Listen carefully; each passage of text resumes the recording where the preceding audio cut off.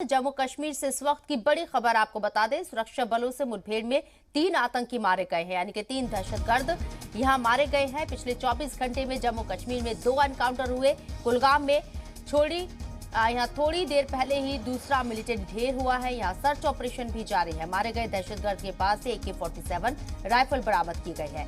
यहां पर कल भी एक दहशतगर्द मारा गया था, जबकि श्रीनगर के बेमिना में भी एक दहशतगर्द मारा गया है। जहां सर्च ऑपरेशन खत्म हो चुका है, वहीं जम्मू कश्मीर पुलिस के मुताबिक श्रीनगर में मारे गए दहशतगर्द का नाम आमिर रियाज है, जो मुजाहिदीन गजवतुल हिंद नाम के दहशतगर्द तंजीम से जुड़ा हुआ था। आमिर रियाज पिछले दिनों लेथपोरा में हुए हमले को अंजाम देने वाले दहशतगर्दों का रिश्तेदार बताया जा रहा है।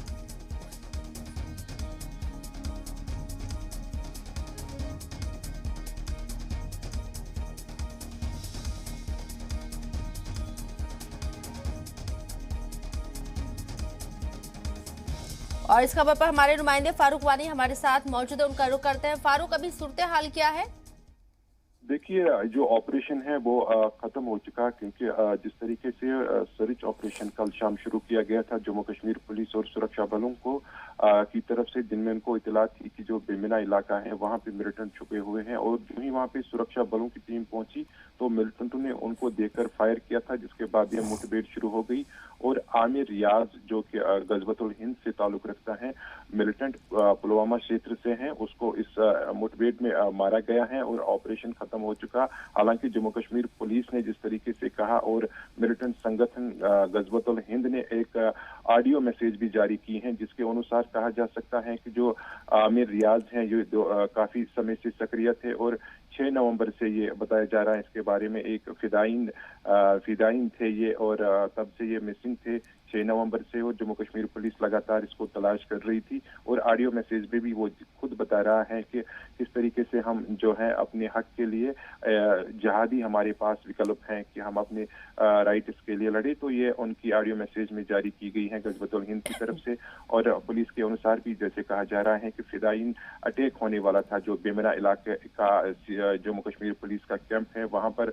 और खुद भी गजवतुल हिंद ने एक पोस्टर भी जारी किया, लेटर पैड भी जारी किया, जिसमें उन्होंने कहा कि 3 फिदाइन हमने भेजे थे श्रीनगर के बेमिना पुलिस कैंप पर हमले करने के लिए, लेकिन जम्मू कश्मीर पुलिस को पहले से इत्तला थी और उन्होंने उनको विफल कर दिया और एक मिलिटेंट को मारा गया। हालांकि ऑपरेशन खत्म हो चुका है। और वही जो दक्षिणी कश्मीर में भी हमने देखा कि कुलगाम में जिस तरीके से HM के कमांडर शिराज मौलवी को भी मुठभेड़ में मारा गया है, तो कहीं ना कहीं एक बहुत बड़ी सफलता के तौर पर इसको देखा जा रहा है। कल शाम से लेकर अब तक 3 मिलिटेंट जो है अलग अलग जगहों से जो है मारे गए हैं। जी फारूक, गजवतुल हिंद कितना सरगर्म है अभी जम्मू कश्मीर के अंदर, और सिक्योरिटी फोर्सेस के लिए कितना बड़ा चैलेंज है?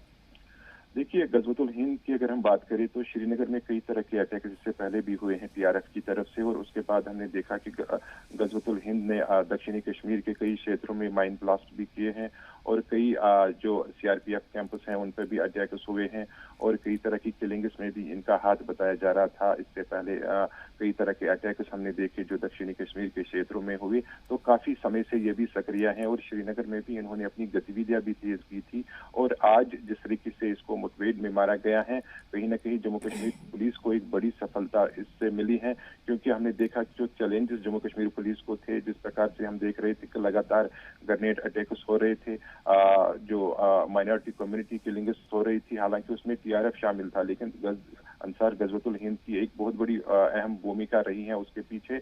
और जिस तरीके से फिदाइन अटैक भी अब कह रहे हैं कि जो गजवतुल हिंद है कि हमने फिदाइन अटैक की तैयारी की थी श्रीनगर के बेमिना कैंप पर अटैक करने की, लेकिन जिस तरह से अब उनकी गतिविधियां भी अब सामने आ रही हैं कि वो किस प्रकार से अपनी रणनीति बना रहे हैं, और इस तरह की जो फिदाइन अटैक्स करने की फिराक में, ये बड़ा चैलेंज है सिक्योरिटी फोर्सेस के सामने। गजवतुल हिंद को यहाँ जिस तरीके से शिकस्त देने की कोशिश की जा रही है, हालांकि चैलेंज जरूर है, लेकिन सिक्योरिटी फोर्सेस पूरी यहाँ मेहनत कर रही हैं इस तरह के सरगर्मियों को नेस्तनाबूद करने के लिए। बहुत बहुत शुक्रिया फारूक, आपका तमाम जानकारी हम तक पहुंचाने के लिए।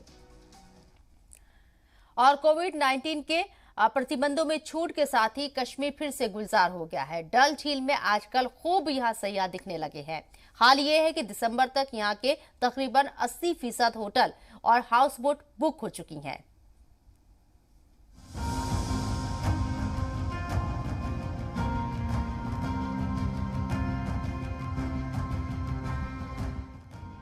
कितनी खूबसूरत ये तस्वीर है। मौसम बेमिसाल बेनजीर है। ये कश्मीर है, ये कश्मीर है। जी हाँ, ये कश्मीर है। ये धरती का स्वर्ग कश्मीर है। इस कश्मीर की खूबसूरती के दीदार के लिए एक बार फिर सयाहों की भीड़ उमड़ने लगी है। मुल्क भर में कोविड-19 वबा के लिए लगे पाबंदी हटने के बाद कश्मीर जाने की चाहत रखने वाले सयाहों की मानो मन की मुराद पूरी हो गई हो।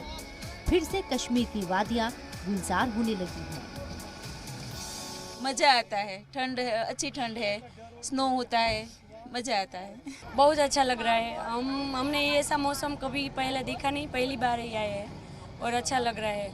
और यहाँ के लोग भी अच्छे हैं। बहुत अच्छा लग रहा है और ठंड बहुत है इधर, और इधर का माहौल भी बहुत अच्छा है और इधर घूमने में भी बहुत मज़ा आता है। वैसे जहाँ तक घूमे हमको बहुत मज़ा आया, और जैसे यहाँ के लोग, यहाँ के मिलिट्री सब सपोर्टिव है, बहुत सपोर्ट कर रहे हैं। इधर के लोकल पब्लिक भी जैसे कैसे मेहमान होते हैं हम लोग, ऐसे हमको ट्रीट कर रहे हैं। बदले माहौल में कश्मीर को लेकर सयाहों के बीच डर को दूर करने में भी सरकार ने कोई कसर नहीं छोड़ी। कुछ ही दिन पहले 25 अक्टूबर को डल झील में शिकारा फेस्टिवल में खुद शामिल होकर वजीर दाखिला अमित शाह ने ये साफ कर दिया कि सयाह बेखौफ होकर कश्मीर की फिजाओं का आनंद ले सकते हैं। सरकार की कोशिशों के साथ साथ कोविड पाबंदियों में ढील का ही नतीजा है कि कश्मीर में जिधर नजर डालिए सयाह ही सयाह है। डल झील के शिकारे हो या किनारा, हर जगह सयाहों की भीड़ दिखने लगी है। सयाहों की बढ़ती तादाद से यहाँ के कारोबारी भी खुश है कि बुकिंग बढ़ रही है। कोरोना के चलते सयाहती कारोबार के बुरी तरह मुतासिर होने के बाद अब सयाहों को मुतवज्जो करने में कोई कसर नहीं छोड़ी जा रही।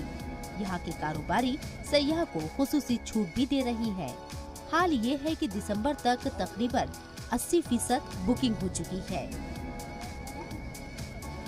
मेरे को लगता है कि 10-15 दिनों से फुटबॉल में बढ़ावा दिख रहा है, और आने वाले टाइम में जो प्रमोशंस मतलब विद इन द कंट्री हो गई हैं, जो अभी सोशल मीडिया यूज़ कर रहे हैं, हम अपनी तरफ से एज अ स्टेक होल्डर्स अपनी चैनल जो हमारी है, जो हमारे प्रिंसिपल एजेंट्स हैं, उनके साथ इन टच है, तो होपफुली फुटबॉल बढ़ रहा है। उम्मीद है कि टूरिस्ट का फुटबॉल विंटर का सीजन भी आने वाला है, इंशाल्लाह बढ़ जाएगा। जाहिर है सयाहों की बढ़ती तादाद से सबसे खुश सयाहत के कारोबार से जुड़े लोग हैं।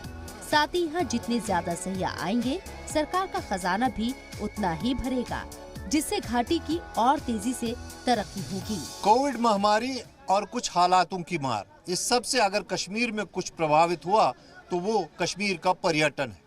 लेकिन अब हालातों में सुधार के साथ ही पर्यटक देश भर से कश्मीर का रुख करने लगे हैं। इससे उम्मीद की जा रही है कि जो आने वाला विंटर टूरिज्म है, वो कश्मीर में जो पर्यटन विभाग ने, ये यहाँ के पर्यटन व्यापारियों ने पिछले 2 साल से नुकसान उठाया है, उसकी भरपाई कर पाएंगे। कैमरा पर्सन इरफान मंजूर के साथ Khalid Hussain, Zee media, Kashmir. Jammu development authority ने सीनियर बीजेपी लीडर और साबिक नायब वज़ीर आला निर्मल सिंह को जम्मू के मुज़ाफ़ाती इलाके में गैर कानूनी तामीर पर नोटिस भेजा है।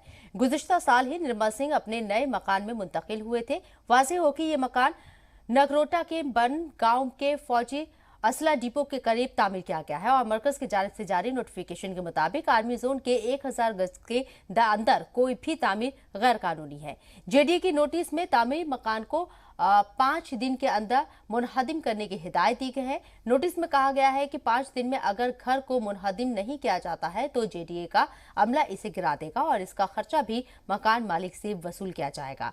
ख्याल रहे कि निर्मल सिंह ने इस जमीन को 2014 में खरीदा था और गुज़िश्ता साल 23 जुलाई को इसमें मुंतकिल हुए थे। उन पर इल्जाम है कि तामीर से कबल जेडीए की मंजूरी नहीं ली गई। निर्मल सिंह ने नोटिस मिलने की तस्दीक करते हुए कहा है कि चूंकि ये मामला अदालत में ज़ेर समाअत है, इसलिए अपने वकीलों से मशवरे के बाद वो आइंदा का लाहिया अमल तय करेंगे।